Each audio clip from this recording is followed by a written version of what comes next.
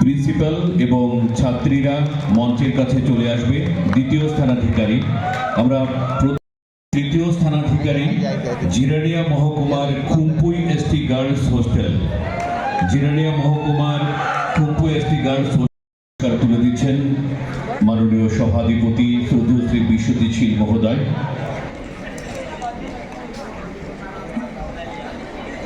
দ্বিতীয় স্থানাধিকারী আমাদের বয়েসের 3টে হোস্টেল এবং গার্লসের মধ্য থেকে 3টে হোস্টেল সেখানে পুরস্কার পাবে।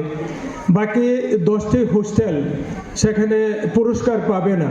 তো যারা আজকে পুরস্কার পাবে তাদের প্রতি আমার শুভেচ্ছা এবং অভিনন্দন রইল।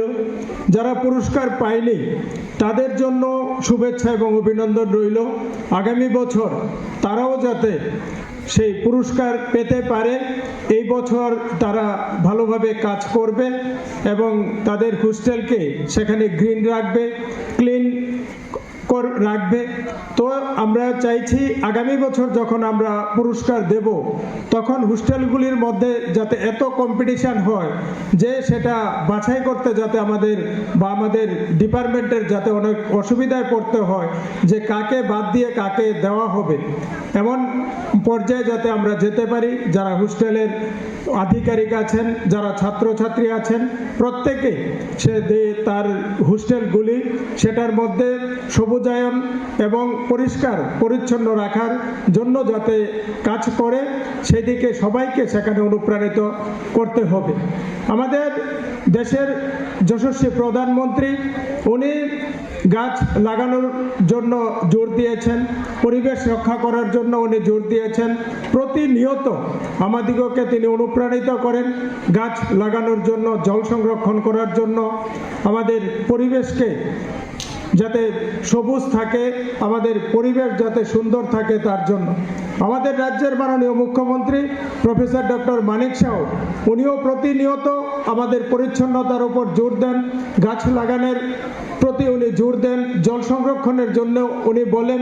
তো প্রতিনিয়ত উনিও চেষ্টা করে যাচ্ছেন আমাদের আগামী প্রজন্ম যারা তারা যাতে সেখানে বসবাস করতে কোনো অসুবিধা না হয়, তাদের জন্য যাতে আমরা একটা সুন্দর সুশৃঙ্খল পরিবেশ যাতে আমরা উপহার দিয়ে যেতে পারি, তার জন্য কাজ করার জন্য উনি আমাদিগকে প্রতিনিয়ত সেখানে অনুপ্রাণিত করেন।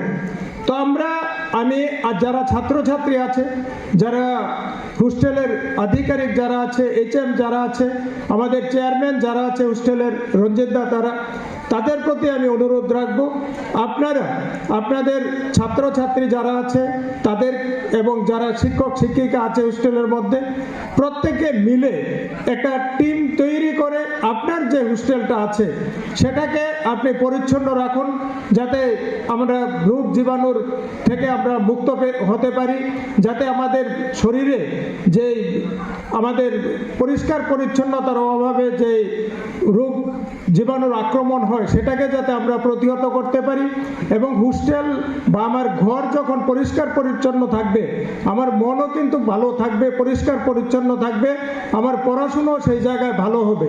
তো তার জন্য আমার এটা দায়িত্ব এবং কর্তব্যের মধ্যে পড়ে যে আমার হোস্টেলটা আমার পরিষ্কার রাখতে হবে, সেখানে আমার গাছ লাগাতে হবে।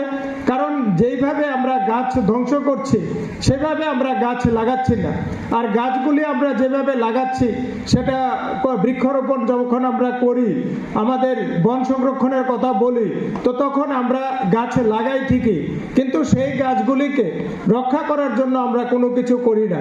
তো হোস্টেলের মধ্যে আমরা যে গাছগুলি লাগাবো বা অন্য জায়গায়ও যে গাছগুলি লাগাবো সেই গাছগুলিকে আমাদের রক্ষা করতে হবে, সেই গাছগুলিকে আমাদের বড় করতে হবে, সেগুলিকে আমাদের লালন পালন করতে হবে।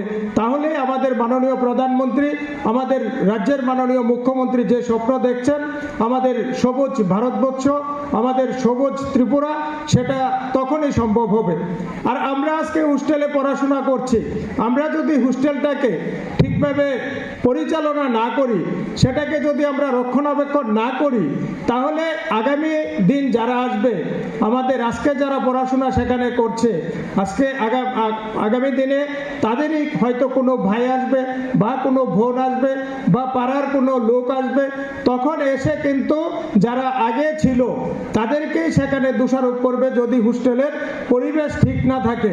তো তার জন্য আমি আমার প্রিয় ছাত্রছাত্রী যারা আছে তাদেরকে বলবো যে আগামী প্রজন্মের জন্য, আগামী যে ছাত্রছাত্রী আসবে তাদের জন্য এই হোস্টেলটা তাদেরকে উপহার দিতে হবে, যেটার মধ্যে সবুজায়নও থাকবে, পরিষ্কার পরিচ্ছন্ন থাকবে, সরকারি সম্পত্তি যেগুলো লাগানো হয়েছে, লাইট ফ্যান থেকে শুরু করে সমস্ত কিছু ঠিকঠাক রেখে দিয়ে যখন হোস্টেল ছেড়ে যাওয়া হবে, তখন যখন অন্য ছাত্রছাত্রীরা আসবে তখন তারাও তাদের কাছ থেকে অনুপ্রাণিত হবে এবং শিক্ষা নেবে যে আমাদের দাদা দিদিরা সেই হোস্টেলে থেকেছে, হোস্টেলের কোনো সম্পদ তারা নষ্ট করেনি, হোস্টেলকে খুব সুন্দর পরিচ্ছন্ন পরিষ্কার করে রেখেছে, আমাদেরও দায়িত্ব সেটা আমরাও সেইভাবে রাখবো, তখন আর হোস্টেলের কোনো অসুবিধা হবে না। তো আমাদের মাননীয় প্রধানমন্ত্রী যেটা বলেন, উনি গাছ লাগানোর জন্য সারা ভারতবর্ষের লোককে সেখানে একত্র করে নিয়েছেন, এক পের মাকে নাম, সবাই মার নামে গাছ লাগাচ্ছে, সবাই মাননীয় প্রধানমন্ত্রীর কথা শুনছে। তো মাননীয় প্রধানমন্ত্রী কার জন্য এটা করছে? আমাদের রাজ্যের মুখ্যমন্ত্রী, উনিও গাছ লাগানোর জন্য প্রতিনিয়ত সেখানে বলেন, তো উনি কার জন্য বলছেন? সেখানে শ্রেষ্ঠ ত্রিপুরা গঠন করার জন্য বলেন, কার জন্য এটা বলেছেন? আমাদের যারা আগামী প্রজন্ম, আমাদের যারা আজকের ছাত্রছাত্রী আছে তাদের জন্য সেটা বলছেন, কারণ আমাদের আগামী প্রজন্মের যাতে কোনো অসুবিধা না হয় তার জন্য গাছ লাগানোর কথা বলছেন। তো আমরা যারা আজকের হোস্টেলের ছাত্রছাত্রী, তারা যদি সেখানে গাছ লাগিয়ে দিয়ে যায়, হোস্টেল পরিষ্কার পরিচ্ছন্ন করে রেখে যায়, আগামীতে যে ছাত্রছাত্রীরা আসবে তারাও তাদের পরবর্তী যে ছাত্রছাত্রী আসবে তাদেরকেও বলে যাবে যে সেখানে হোস্টেল পরিষ্কার পরিচ্ছন্ন রাখতে হবে, সেখানে গাছ লাগাতে হবে, সমাজের জন্য কাজ করতে হবে, তাহলেই আমাদের সমাজের যে পরিবর্তন